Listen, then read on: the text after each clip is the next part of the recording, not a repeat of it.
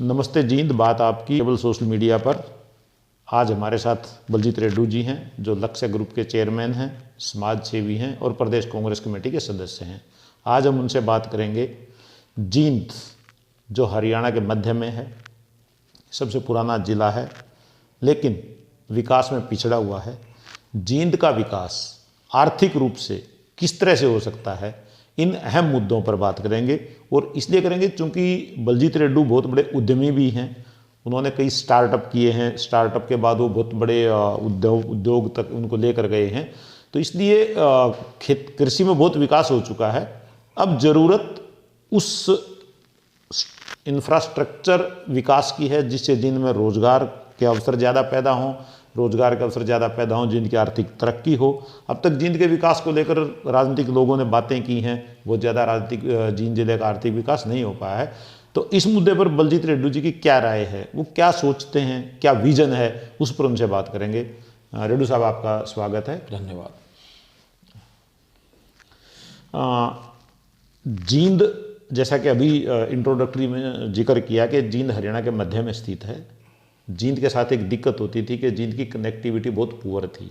अब जींद की connectivity 8 national highway Jind से क्रॉस कर रहे हैं, तो बहुत अच्छी कनेक्टिविटी हो गई है। रेल लाइन है जिनका विद्युतीकरण हो चुका है। तो जींद विकास के लिए तरस रहा। जब भी बात आती है, अब लोग कहते हैं कि नारनौल से भी पिछड़ा हुआ जींद है। तो जींद अब तक बातों में, वायदों में विकास होता रहा है, लेकिन जींद धरातल पर उतना विकास नहीं हुआ जो अपेक्षित था। तो जींद के विकास के लिए आप क्या मानते हैं, क्या मतलब क्या किया जाए जींद के विकास के लिए? ये बिल्कुल सही कह रहे हो आप। जींद के बारे में मेरा अपना दर्पण, जब ये देखिए, मैं 91 से सक्रिय रूप से अपनी बिजनेस की छोटे स्टार्टअप से काम चालू किया था। मैं सबको यही कहता रहा जब भी कि जींद एक भविष्य का शहर है।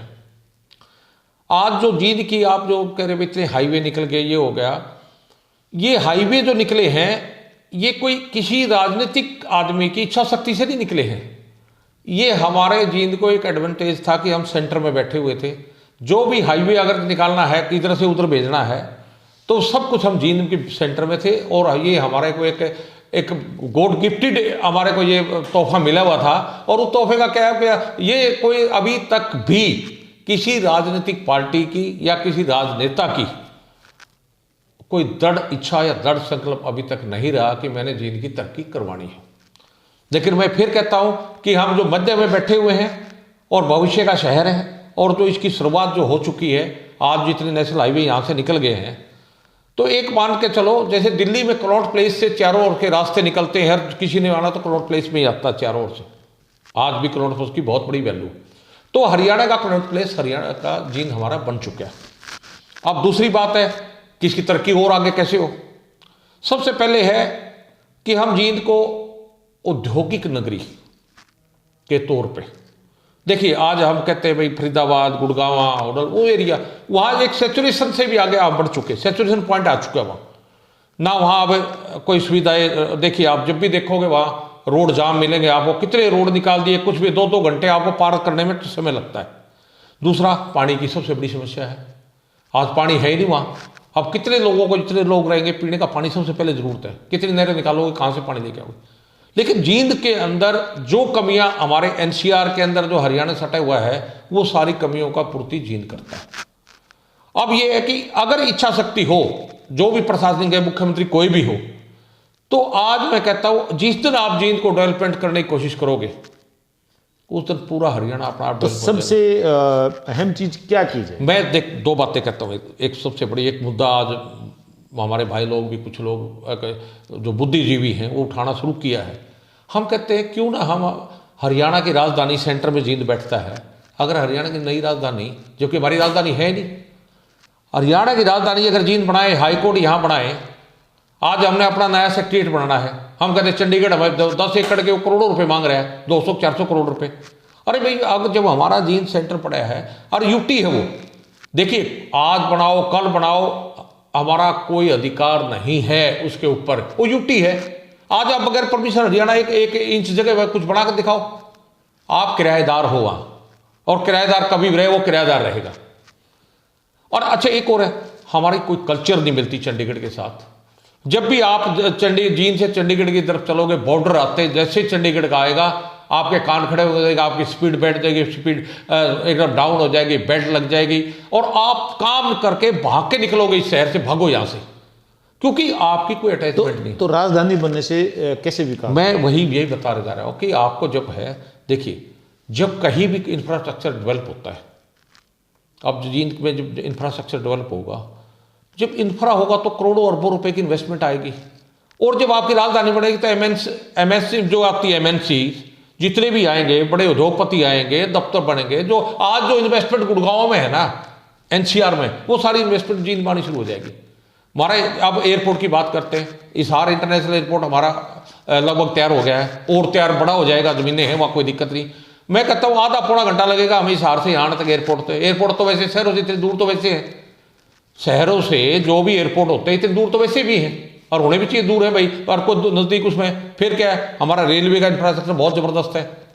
अच्छा, हमारा दिल्ली का एयरपोर्ट कोई दूर नहीं है वहाँ से, मतलब यहाँ इंडस्ट्री जो मैं आपको बात कर रहा हूँ। कितना टाइम लगेगा जींद से, अगर इंदिरा गांधी इंटरनेशनल एयरपोर्ट? मैं कहता हूँ 1 घंटे में आप एयरपोर्ट से जींद पहुंच जाओगे, 1 घंटे में, 1 घंटा, और हो सकता है अगर रैपिड ट्रेन और शुरू हो जाए आधे घंटे पहुंच जाओ। गुड़गांव से फरीदाबाद पहुंचने में आईजीआई से कितना टाइम लगता है? आज ये हाल है, आप जब बॉर्डर पार करते हो ना, 1 घंटा तो आप उस भीड़ में रहते हो।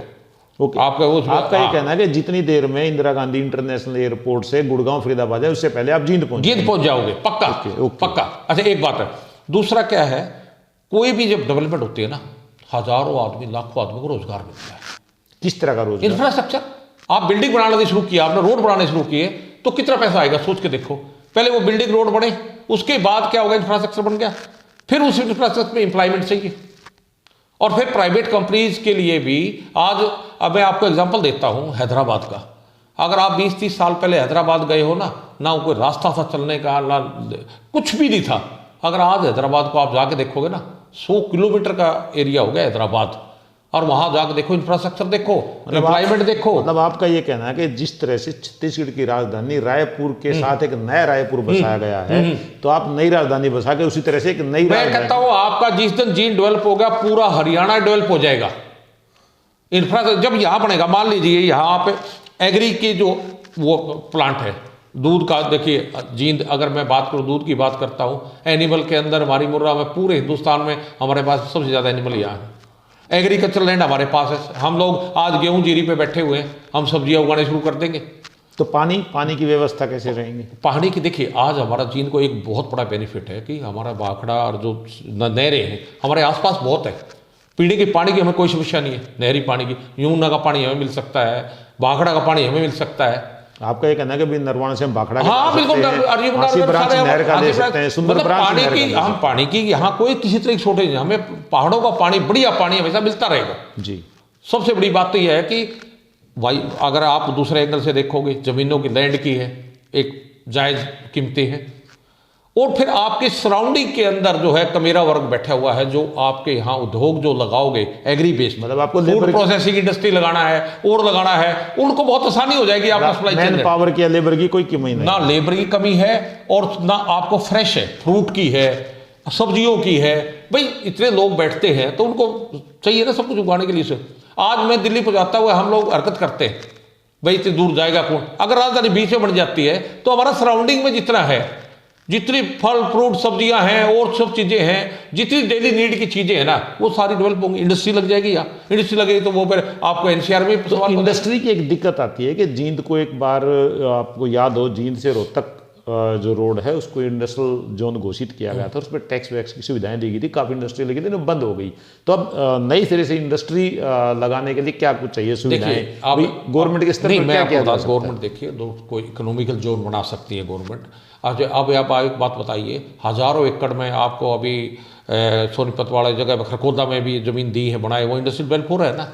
जिस दिन सरकार, देखिए समय होता है हर चीज़ का। कई बार क्या होता है, जब उस टाइम जब जींद में दिया था, जब गुड़गांव और सराउंडिंग में बहुत जगह पड़ी हुई थी, हर व्यापारी ने, रास्ते नहीं थे, कुछ भी नहीं था। आज क्या है, वो जो हमारी हर्डल थी, जो हमारी इंडस्ट्री फेल हुई, आज वो सारी हर्डल दूर हो चुकी है हमारी जींद से। और आज क्या है कि जो जमीनें लेके, जो मान ले 5 एकड़ जो यहाँ जमीन लेके इंडस्ट्री लगाओगे, वहाँ एक आधा एकड़ भी नहीं आती। तो फिर बात आती है, व्यापारी वर्ग कहता है कि भी टैक्स फ्री घोषित किया जाए, जैसे हिमाचल प्रदेश ने बद्दी को क्यों नहीं कर सकते आप एनसीआर का जो इस जींद के सराउंडिंग में आप इंडस्ट्री कुछ सुविधा दीजिए। भाई उद्योगपति के लिए रास्ता बढ़िया हो गया, उनको सेफ्टी दीजिए, सिक्योरिटी उनको होगी, और उनको दिक्कत क्या है इंडस्ट्री लगाने में। भाई आज हर उद्योगपति के पास देखिए, उद्योगपति का क्या है, बेचारे को उनका ड्रीम होते हैं भाई उसके पास अच्छी कार हो, अच्छा घर हो। भाई अच्छी कारें तो वो तो चाहेंगे मतलब स्पीड में आए। भाई वो दिल्ली में एनसीआर में भी रह रहे हैं, आने में उसको दिक्कत क्या है, 1 घंटा में पहुंच जाए, इतनी देर में तो फरीदाबाद नहीं पहुंच सकता। यहाँ सब कुछ है, स्किल्ड लेबर भी हो जाएगी, सब कुछ हो जाएगा। लेकिन बहुत ज़रूरी है इस जींद को डेवलपमेंट का मतलब पूरा हरियाणा की डेवलपमेंट। और जब राजधानी, दुख की बात है, हम नंबर 1 भी कहते थे हरियाणा कभी था। अरे एक आप किराए की जगह पे बैठे हो भैया, मकान मालिक जो घर का मकान है, चाहे आपका घर का है ना छोटा सा मकान है, आप मालिक हो उसकी, और तो कितनी बड़ी जगह बड़ी कोठी में हो, किराएदार तो किराएदार ही है। आज आप ये मानिए हम राजधानी विहीन आदमी हैं, हमारी राजधानी नहीं है, वो किसी दूसरी की जगह पर हम बैठे हुए हैं। पीछे था इलेक्शन का दौर था, हरियाणा के चीफ मिनिस्टर ने परमिशन पूछा उससे कि मैं रह सकता हूँ नहीं रह सकता हूँ इलेक्शन कमीशन से। फिर कहाँ अधिकार है हमारा। तो रेड्डी साहब, जैसा आपने पूरा जहाँ तक मैं समझा इस बातचीत में राजधानी पे बहुत जोर दिया है। हाँ जी। और एक दौर था जब चौधरी बंसीलाल प्रदेश के सीएम थे, तब बातें आई थी कि या तो चांग को, भिवानी में चांग उन्होंने एक एयर स्ट्रिप भी बनाई थी, और जींद के हांसी रोड पे बीड़ बड़ावन में भी एक एयर स्ट्रिप बनाई गई थी जो इस्तेमाल नहीं हुई। तब ये मुद्दा था कि भाई जींद और भिवानी में से किसी को राजधानी बना दिया जाए। तो क्यों नहीं मतलब वो बात सिरे चढ़ पाई के बीच में, मतलब देखिए मैं फिर जींद से सीएम भी रहे हैं, मतलब ये मैं आपको बता देता हूँ, जितने भी अभी तक मेरी अपनी ऑब्जर्वेशन है, जितने भी चीफ मिनिस्टर हैं वो इस बात से डरते हैं कि हम अपना दावा चंडीगढ़ का छोड़ दें, कहीं लोग हमारे खिलाफ ना हो जाए कि भाई आपने दावा छोड़ दिया। इस डर के मारे वो लोग नहीं करते। इच्छा सबकी है तो नहीं, लेकिन मैं कहता हूं दावा तो जब करोगे जब आपका कुछ है। अरे यूटी है, वो यूटी है, ठीक है, आपने अगर इस एवज में आप पैसा ले लीजिए सेंटर में, हमने यूटी है तो उस पर करके आप पैसा लीजिए ना सेंटर से, और वहाँ जो आपके बिल्डिंगें हैं वहाँ हॉस्टल बना दीजिए, एजुकेशन और कुछ बना दीजिए, ऐसी कोई बात नहीं है ना। तो जैसा आपने अभी एक बहुत बड़ा पॉइंट उठाया कि भाई उनको ये डर लगता है कि कहीं लोग ना कहते हमने चंडीगढ़ पे, जो हरियाणा के लोगों का जो जनमानस है वो क्या सोचता है कि क्या हमें चंडीगढ़ में किराएदार रहे या ये बेटर है। मैं कहता हूँ आप एक इंडिपेंडेंट आम आदमी से पूछिए, 99% लोग कहेंगे यस हमारी राजधानी अपनी होनी चाहिए और सेंटर में हरियाणा में होनी चाहिए, सेंटर के बोलेंगे। मैं कहता हूँ जहां भी आपको सेंटर लगता है हरियाणा का, भाई ये सब चाहिए वहां बना दीजिए। आप मतलब ये मानते हैं कि जो क्षेत्रीय विवाद, हाई कोर्ट है, मैं आपको कहता हूँ, आपको बताता हूँ, हाई कोर्ट की बात करता हूँ मैं। हाई कोर्ट में ये हालात है, केस हरियाणा के ज्यादा है, फीस जाती है पंजाब के वकीलों को, कब्जा उनका है सारा उस पर हाई कोर्ट पे। अगर हमारा हरियाणा बने तो आप सोच के देखें, सारे वकील हमारे हरियाणा के होंगे, कितना बड़ा रोजगार पैदा होगा। हमारा जो हरियाणा का पैसा हरियाणा में रहेगा ना। आज हम होटलों में रहते हैं, वो करते हैं, वो कहाँ है, वो सारा बाहर गया रहता है, कोई रहता तो वहाँ। अरे भाई हरियाणा में जो पड़ेगा सब उस पैसा हरियाणा में आएगा कि नहीं आएगा, मैं ये कहता हूँ। तो मैं यही कह रहा हूँ कि अच्छा एक और है, कहीं भी कोई डेवलपमेंट की जब बात करते हैं, क्यों बात करते हैं इंफ्रास्ट्रक्चर हमारी, हम कहते हैं हमारी जीडीपी इतनी रहेगी, भाई 7 रहेगी, 7.5 रहेगी, क्यों रहेगी? क्योंकि हम डेवलपिंग है। और डेवलप जब हो जाता है तो वो क्या है, 1 की 1.5 की उनकी सबकी है कि वो डेवलप हो चुके हैं कंट्री। बाहर की बात करें तो वही मैं कह रहा हूं, जब इंफ्रास्ट्रक्चर बनना लगेगा और वो करना पड़ेगा तो वहां इतना ज्यादा कैश फ्लो होगा कि लोग भी, आज क्या होगा हरियाणा के भाई, हर 12th करवाता, माँ बाप को एक इकलौता बेटा है, 1 किला बेचता, घोड़ा बेचता, कहता बेटा जा कनाडा, जा अमेरिका, क्या भाई वहां मजदूरी तो कर रहा होगा वो। और आज तो ये हाल आ गई कनाडा के, वहां रोजगार नहीं बच्चों को, ऐसे हालात हो गए हैं आप सोच नहीं सकते। वहां के किराए वहां 3 गुणे बढ़ गए हैं, फीस अब की बार जनवरी से डबल कर दी उन लोगों ने। तो वो बच्चे जाएंगे, वो क्या करें, प्रेशर इधर से माँ बाप का प्रेशर है। अभी आपने कहा कि भी जींद को राजधानी बनाएं, फिर आवाज उठेगी रोहतक वाले रोहतक को बनाओ, सोनीपत वाले कहें सोनीपत, भिवानी, ईसा। तो मैं आप फिर उसी बात पर हूँ। मैं कहता हूँ जो पूरे हरियाणा के लोगों को ईजी जहां तक अप्रोच, अगर सब आस के भाई सेंटर जो पॉइंट लगता है, जहां भी 5 किलोमीटर इधर कर लो, 10 इधर, मैं कहता सेंटर पॉइंट में जहां हरियाणा के लोग सबसे आस के चारों ओर से इजी, मेरा मकसद क्या है कि सुविधा होगा हरियाणा का। और मैं इसलिए कहता हूं कि भाई जींद से बढ़िया जो सराउंडिंग जींद है, इससे बढ़िया कोई जगह नहीं है। जितने भी रोड है कट करके सारे वहां से आते हैं। आदमी कहीं पूरे हरियाणा का है ना, सुबह आके शाम को अपने घर जा सकता है। मतलब जब जींद में रैली करने से दिक्कत नहीं है तो राजधानी में भी किसी को, मैं वही यही कह रहा हूं भाई, वही बात है कि आज राजधानी बनना है, फिर दूसरा क्या है, इंडस्ट्रियल जोन बनाना है हरियाणा को, जींद को, यहां बनेगा तो हमारी डेवलपमेंट होगी। खेती को क्या फायदा होगा उससे? खेती को इतना बड़ा फायदा हो, मैं वही फिर कह रहा हूँ। आज हम किस पे हैं, हम फसलों में जीरी गेहूँ उसमें कर रहे हैं। और जिस दिन हम अपनी यहाँ हमारा इंडस्ट्री होगा फूड इंडस्ट्री, जब फूड रिलेटेड इंडस्ट्री होगी तो हम लोग अपनी सब्जियां उगाने शुरू कर दें जहाँ 2 पैसे फालतू आएंगे। आपका ये मानना है कि इससे कृषि को बहुत बड़ा इजाफा होगा। जो आज हम 50,000 रुपये पर एकड़ बड़ी मुश्किल से हमारी सेल होती है, हमारी 2 लाख की हो जाएगी, तो उससे क्या होगा, इकोनॉमी हमारी बढ़ेगी, किसान भी समर्थ हो जाएगा जी, उसको भी होगा, भाई दिक्कत नहीं होगी। आज ये जो प्लान जो हो रहा है, आज अगर आप इंडस्ट्री डेवलपमेंट, या कौन जाना चाहता है बाहर, इकलौते बच्चे को बाहर भेजना, वो क्यों भेज रहे हैं कि यहाँ रोजगार नहीं है।